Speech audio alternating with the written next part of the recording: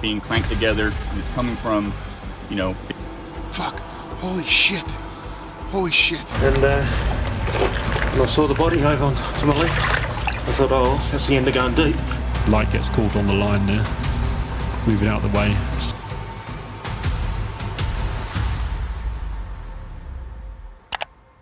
Can you leave that alone for a while?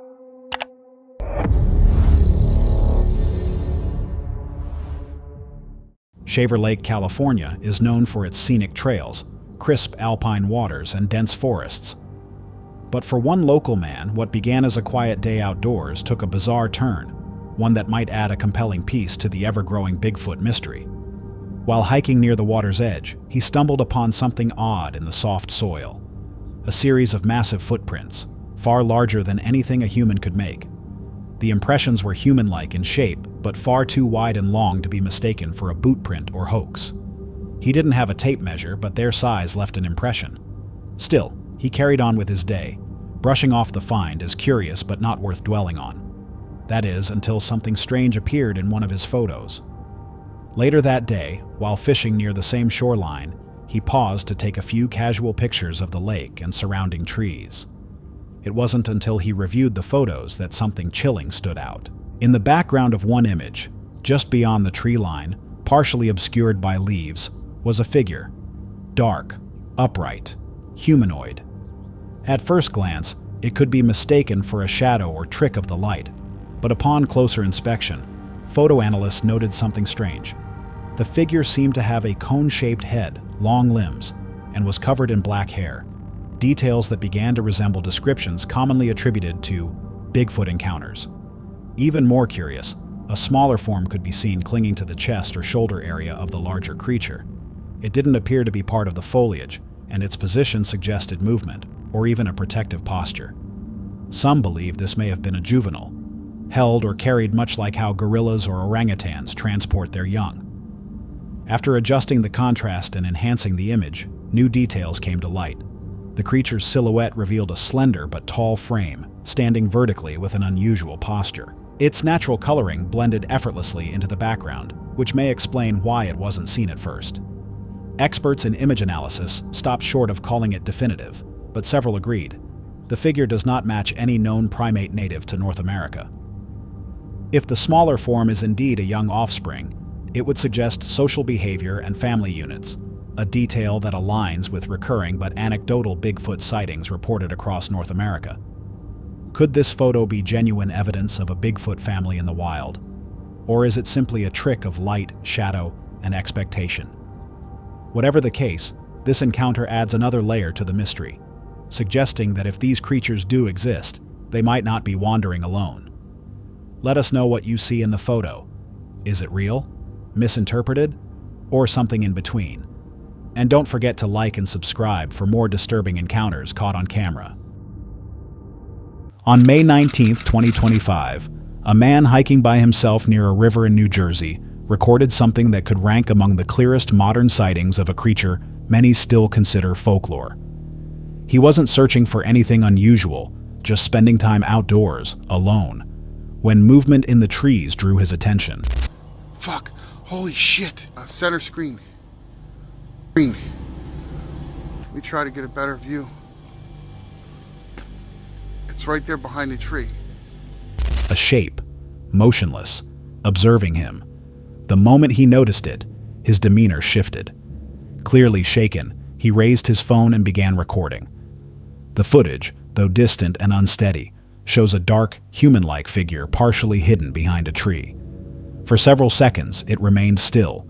Then, as if aware it had been noticed, the figure abruptly fled, rushing uphill at an unexpected speed. As the camera followed, it became apparent this wasn't simply a person wearing dark clothing. The figure appeared larger than an average human, taller and more heavily built. Despite brush and distance obscuring parts of the view, the video briefly captures a fuller outline, broad shoulders, extended limbs, and a strong, deliberate stride as it moved up the slope before vanishing into the forest. Afterward, the hiker explained that he frequents these trails and had never encountered anything like it before. Whatever crossed his path left him shaken and firmly convinced that what he saw was not human.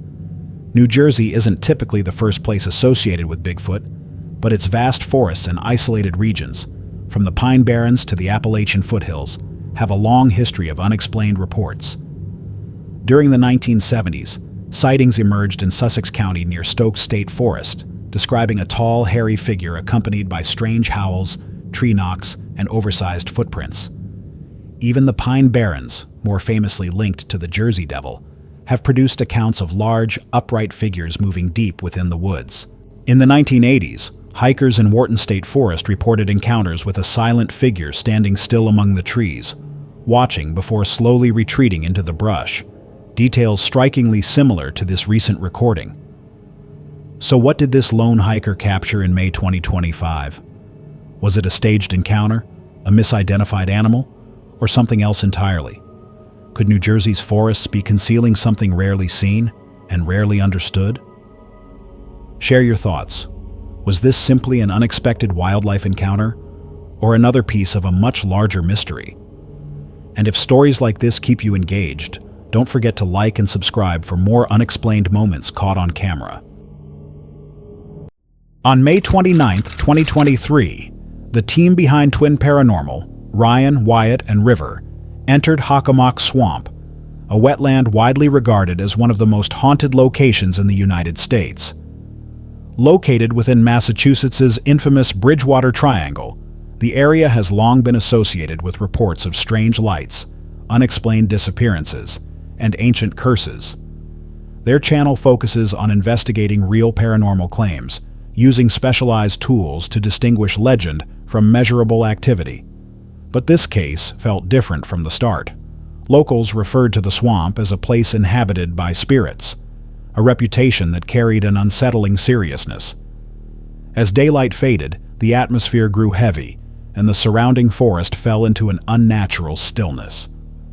Okay, so right now we are on our way to exploring with Josh's house so that we can get some information about the Hockomock Swamp. He's gone there a couple of times, so we're going to go to Josh's, get some more information so that we have an idea on what we are up against. He's been traveling, he just got back home. I just came back, I don't care. It is what it is, we out here, so. So Josh, give us like a, the lowdown of what you guys are. Yeah. What were you going there for? So when I first went there, I was going there because there's some sort of creature in the forest called a puckwudgie. The puckwudgie is about 3 feet tall. It looks almost apparently like a goblin creature, but also has fur like a monkey. Also, it can shapeshift into an orb of light. But you saw that in the forest? I saw it in the forest No way. more than once, 3 times. This shape-shifting orb of light thing, it was coming towards us all the way out of the forest when I was with my friends. And I was like, dude, there's no way that was a person. It was 2 in the morning, by the way. Why is someone else going to be in the forest except unless it was a cult person, which we'll get into. So What about skinwalkers and stuff? exactly. So before I met you guys, I had no idea what skinwalkers were or shapeshifters. Also, the puckwudgies is another thing that I personally believe in, and maybe that kind of can tie in with skinwalkers, but I don't know. You also have to worry about the cult people that live there. The locals will literally tell you there's something crazy in the forest, don't go in there. Any local you see will tell you that. So it is scary. This place is no joke. You have to worry about cult people, ghosts. So this is, in my opinion, honestly, this is the most haunted forest in the whole US. What do we do, boys? It's gonna be just us. It's like a portal for everything that we know about. Everything. Literally everything. Tonight on Monster Hunters. Yeah, exactly. You're monster hunting, ghost hunting, and whatever. Before entering the swamp, the team spoke with Josh from Exploring with Josh, who relayed warnings rooted in local folklore. He described 2 entities said to inhabit the area: puckwudgies, often reported as small beings appearing as glowing orbs, and skinwalkers, shape-shifting figures associated with dark rituals. He cautioned them against entering after dark. They proceeded regardless. As they moved deeper into the wetlands, the environment became increasingly oppressive. Water collected around their boots, and distant snapping sounds echoed through the trees like muted voices. Their spirit box soon began producing broken, unclear phrases with no obvious source. What the? So much so that authorities try to convince people not to come here at nighttime. So we're all a little on edge. Can you leave that alone for a while? Have you seen one of those before? Do you think what I just heard? It sounded like there was footsteps and then growling right after the footsteps. Do you think what I just heard passed and went right there? It stopped. It stopped.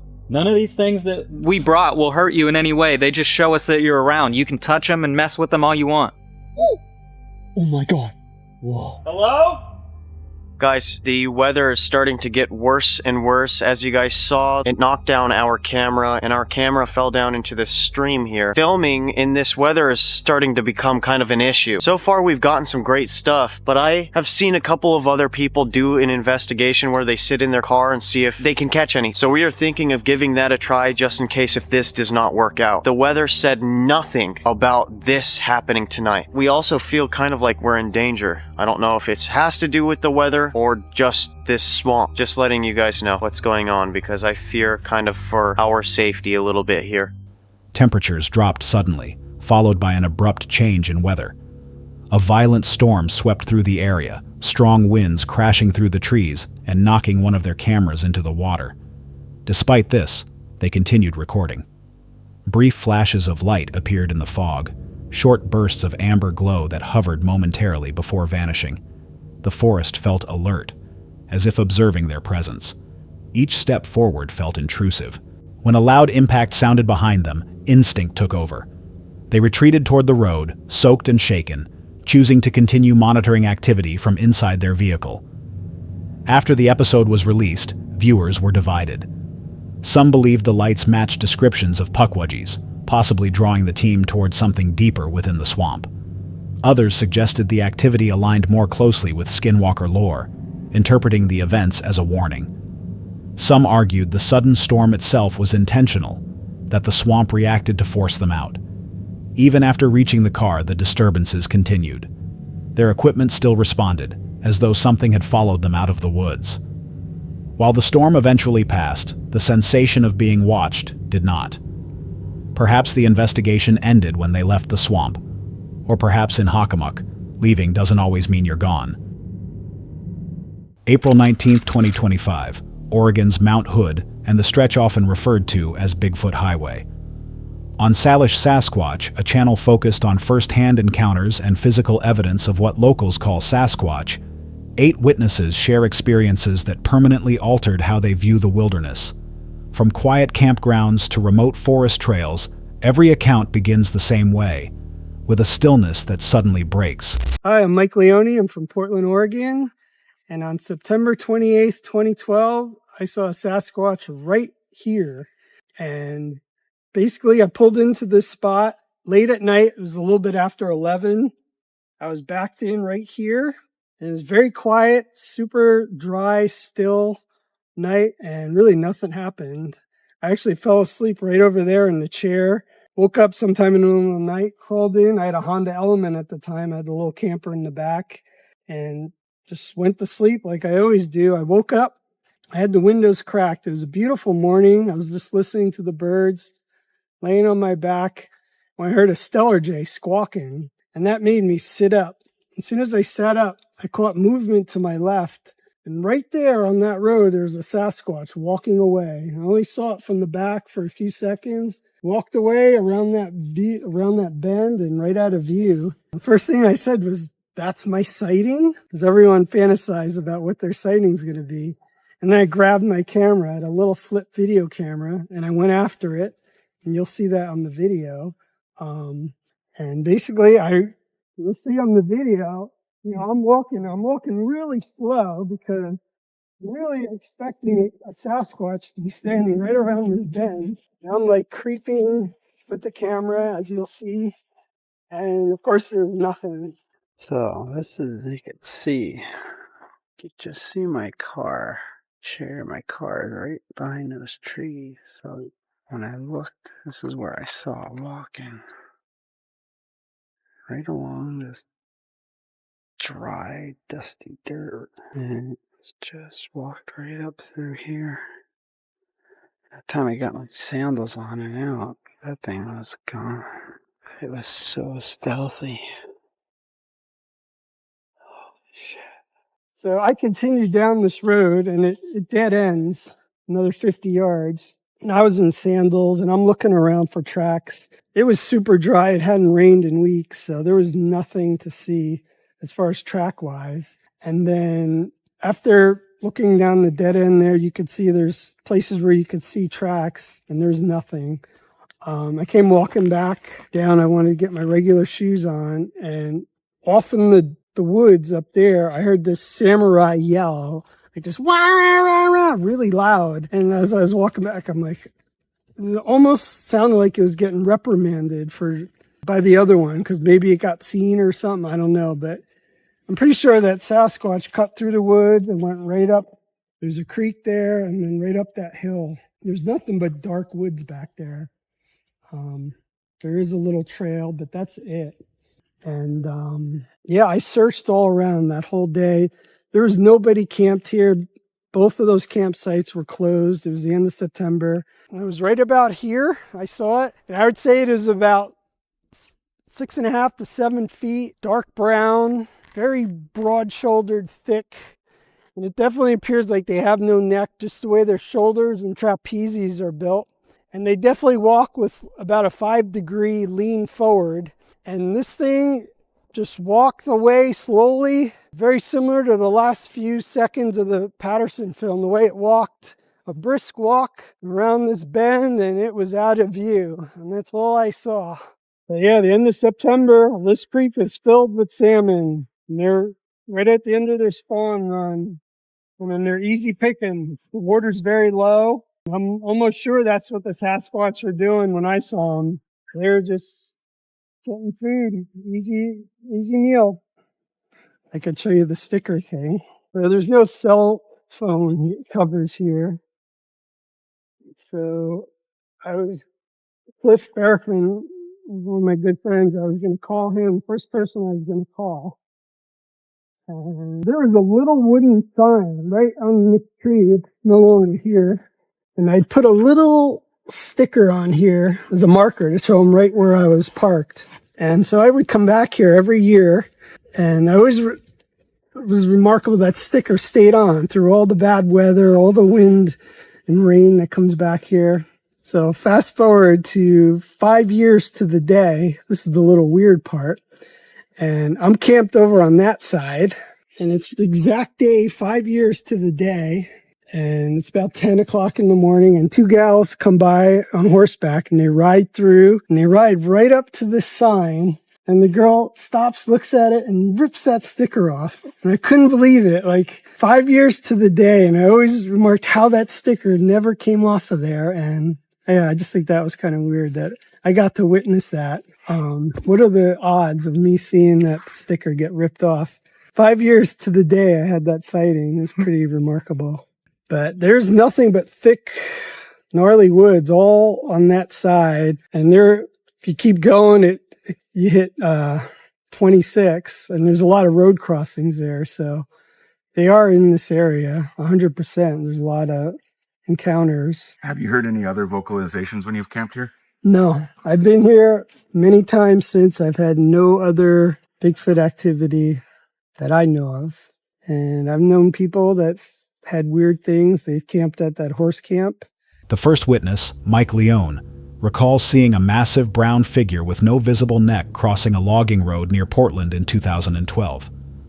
Seconds later, a violent scream exploded from the trees, a sound that felt deliberate, as if it was aimed directly at him. I lived in the Sandy, Oregon area, so Riley Horse Camp, or the horse camp area, is and was very close to my house, a 25 minute drive in car with the horse trailer. And so I would go up there a lot. It's a day hike during the summer, of course. I want to say it was approximately 2012. I'd taken 2 horses, my daughter and my husband at the time, up there with the intent to go camping and just have a couple nights away. And that's what I had booked. We unpacked, rode the horses, came back to camp, and then went to dinner, or had dinner. And then probably went to bed sometime right around 10 o'clock. And within 15 or 20 minutes or so of us going to sleep, my horse started getting really, really upset. So I got up. He was stomping and snorting. Couldn't see a reason for it, but usually, you think if there's a bear or a cat nearby. Didn't hear anything, didn't see anything, laid back down. About 15, 20 minutes later, the same thing happened. He was snorting, stomping, throwing his weight around, got up. Couldn't see anything. I think by the third or fourth time, I was really starting to get a little bit irritated. But one of the next time, I think it was like time 3 or so, I could hear something out along the tree line. So I looked, but you couldn't see anything because it's such a dense forest. You use your flashlight and it just gets lost into the trees in the darkness. And so I really at that point thought more than likely it was wildlife. Well, then I laid down again, and next thing I hear is a conversation, something talking back and forth. I would say it sounded like two men or two males. It was much deeper, and you could hear the rustling in the trees. And I'm like, okay. I get up again. And one of these times I got my husband up and he couldn't see anything. And I looked out, but I couldn't see anything. Like you could hear the bushes rustling, but you couldn't see. You couldn't see what was going on. And so I was like, all right, settle the horse, lay back down. And then that conversational piece continued. And the horses stayed fairly upset for a while. I didn't sleep real well that night because of what I presumed was somebody hiking around the perimeter of our camp. Not ideal. I mean, understandably, we're in a location, Riley, you don't have cell service. There are no park rangers. So if something happens, you're 7 miles up to the trailhead and to the gate, and then another maybe 2 or 3 miles in. So, you're a little distance from being able to call for help if you need something, because Lilo Pass Road doesn't have cell service, a good portion of it. I think the next day, we decided probably was best that we leave. But it never really sat right with me what had happened the night before, because it dawned on me as we were packing and leaving and the day after that there was something in our camp area having a conversation. There was syntax. There appeared to be the glottal stop. So you could hear words with breaks in between. And it kind of, the joke, the samurai chatter. But what I realized is I couldn't recognize the language. At Riley Horse Camp, a woman and her family reported hearing deep, low vocalizations during the night. Sounds structured like speech, but unmistakably wrong, closely resembling what Bigfoot researchers refer to as samurai chatter. Remote backpacking trip with two co-workers, and we were out looking for high mountain lakes in the Mount Hood wilderness on a fishing trip, and we had a 2-night experience with Sasquatch. And so the first night, we set up our camp at this particular lake, and we go hike around to find some other lakes. So that night we go to bed around 11. At about 1:30 in the morning, I hear what sounds like two rocks being clanked together, and it's coming from 50, 60 yards away and getting closer and closer to camp. And my buddy in his tent heard this rock sound. And then I hear just something marching around above our camp. We had 3 tents set up, with 3 of us each in our separate tents, and it was kind of circling our camp and breaking sticks. At the time I couldn't tell if it was smacking things off of trees or stepping on them. Well, that goes on for a minute, and then that rock clank sound starts up again, and it gets further and further away. Another hiker describes spending 2 nights in the Mount Hood wilderness, where rocks clicked together, branches snapped nearby, and a large shape shifted behind a tree before disappearing. In 2022, a father and son camping beside a remote lake heard rhythmic wood knocks echo across the water, followed by a scream so intense it vibrated through their chests. They fled immediately, abandoning their tents and equipment. Researchers at the North American Bigfoot Center note that these same patterns, rock throwing, unusual vocalizations, and overpowering odors, recur throughout Oregon's forests.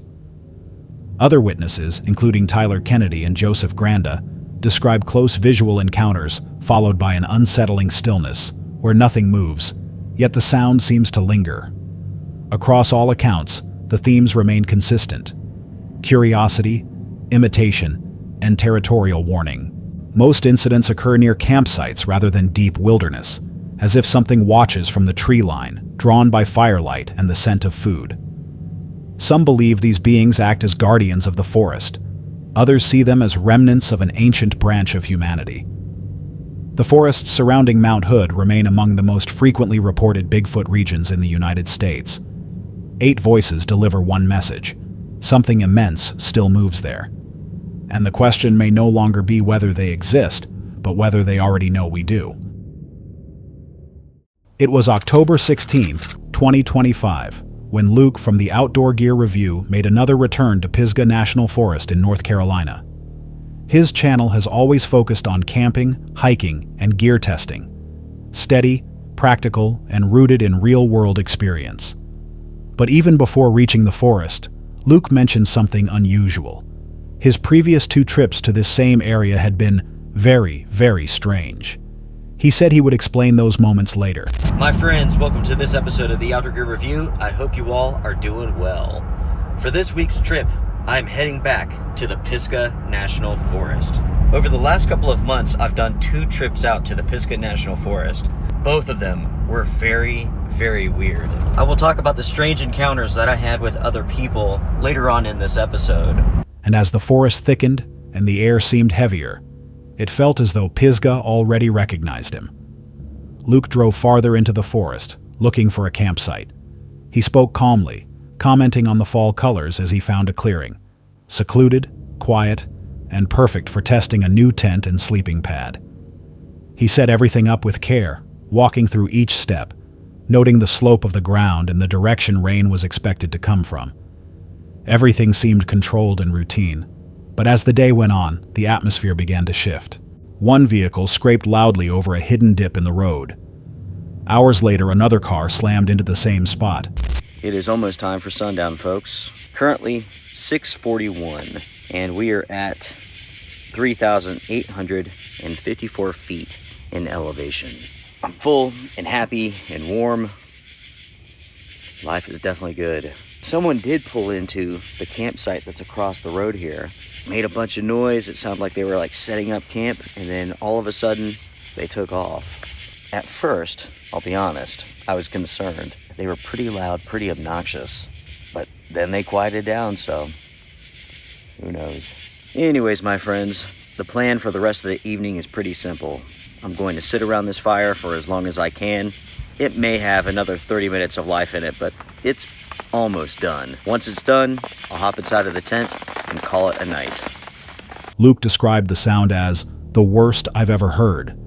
Later, while walking near his campsite, he came across something unsettling, a pile of trash scattered among the trees. I had a great time.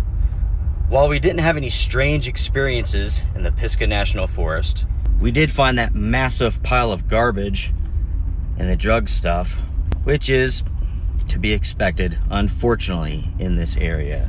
I've said it once and I'll say it again. If you're going to go out into a national forest area, a remote area, you really do have to be careful. You never know what you're going to find, and you never know what may find you. Inside were used drug-related items, left close to where he planned to sleep. He referred to it as an unfortunate discovery. It wasn't just litter. It was proof that someone else had been there recently. Luke didn't disturb anything. He simply walked away, his voice noticeably more subdued. As rain arrived earlier than expected, he cooked dinner beneath his tarp and reflected on earlier visits to Pisgah, times when unfamiliar vehicles parked nearby, flashlights shined into his tent, or voices argued somewhere in the darkness. He described it as national forest weirdness, where beauty and risk often exist side by side. That night, strong winds rattled the trees, waking him around 3:30 a.m. He stayed still, listening. When morning came, he made coffee, packed his equipment, and prepared to leave. Luke never suggested anything supernatural, only that some forests carry a different feeling. Viewers echoed that sentiment, sharing their own stories of uneasy camps, strange sounds, and unsettling encounters. One even suggested a raven seen years earlier may have been a warning. Luke ended the trip without any direct confrontation, just that single disturbing find. But his closing words lingered. Be careful out there. Because in Pisgah, sometimes the danger isn't what you can't explain. It's what someone leaves behind. On October 28, 2004, Australian pilot and highly experienced technical diver David John Shaw reached an unprecedented depth of 270 meters inside South Africa's notorious Bushman's Hole, one of the deepest freshwater sinkholes in the world. At the time, only a handful of divers had ever gone that far, marking the dive as a historic achievement. But the descent wasn't made solely for a record. At the bottom of the shaft, resting near the silt-covered floor, David encountered something unexpected: the remains of Dion Dreyer, a 20-year-old diver who had disappeared 10 years earlier during a dive in the same cave. The extreme depth had kept the body unreachable for a decade, making recovery impossible until now. Stunned by what he found, David secured a line to the body before ascending. He surfaced not only with footage of the discovery, Wasn't very steep, and when I saw the body over to my left, I thought, oh, that's the end of going deep. So just tied my line to it, and by then I was, well, we won't discuss that. And so I just left my line. but with a personal commitment. After speaking with Dion's parents, David chose to return to Bushman's Hole to recover their son. The mission was set for January 8, 2005, and required months of precise preparation. Diving to such depths in a cave environment is among the most dangerous undertakings in the sport, leaving no room for error. The strategy was carefully mapped out. David would descend along the previously placed line, secure the remains, and begin the ascent. At approximately 220 meters, support diver Don Shirley was scheduled to meet him and assume responsibility for the recovery. From there, a relay of divers would help guide the body to the surface, but the operation quickly unraveled. Around 90 minutes into the dive, surface teams noticed something was wrong. There was no movement from either diver. Don's okay. Dave's okay. Moments later, communication confirmed that Don had located David, but he was motionless. Trying to reach him, Don descended beyond his planned depth. The consequences were immediate and severe. His rebreather malfunctioned, he began vomiting due to oxygen toxicity, and he nearly lost consciousness. Acting on instinct alone, he clung to the guideline and was eventually hauled back to safety. David did not survive. When recovery teams later reached him, Dion's remains were still attached to the line. In a grim sense, the mission had been completed, but not as intended. Footage from David's helmet camera later revealed the fatal sequence. The body, previously held down by silt, had become buoyant and drifted free. As David attempted to secure it, he became tangled in the recovery line. His lights snagged, his arms were caught, and critical instruments went unchecked as the situation spiraled out of control. This line is just getting everywhere because this body is floating. It's not stuck. Everything's moving. Right. Light gets caught on the line there. Move it out of the way. Still got a nice bright light. Under the effects of severe nitrogen narcosis, similar to extreme intoxication, his motor skills and decision-making rapidly deteriorated. He attempted to cut himself loose, but oxygen deprivation, limited movement, and mounting confusion overwhelmed him. In his final moments, he came face to face with Dion's mask before consciousness faded. David Shaw was considered one of the most capable divers of his generation. Yet even the highest level of training cannot always overcome the unpredictable forces of extreme depth, pressure, and equipment limitations. Every aspect of the dive had been planned precisely, but variables like shifting silt, buoyancy changes, and fluid movement can never be fully controlled. The fact that Dion's body resurfaced after a decade underwater may have resulted from gas buildup or sediment disturbance, an unforeseen factor that altered everything. Don Shirley's near-fatal experience only deepened the tragedy. 2 men came dangerously close to death, but only one returned, a stark reminder of how unforgiving the deep can be. David Shaw completed his mission, but paid for it with his life. The footage recovered from his helmet now stands as more than evidence of a daring recovery. It is a heartbreaking record of a diver's final moments beneath 270 meters of water. It leaves behind a difficult question. Was it worth the cost? Was giving closure to a grieving family worth the ultimate sacrifice? Share your thoughts in the comments. And if stories like this linger with you, remember to like and subscribe for more haunting true events caught on camera.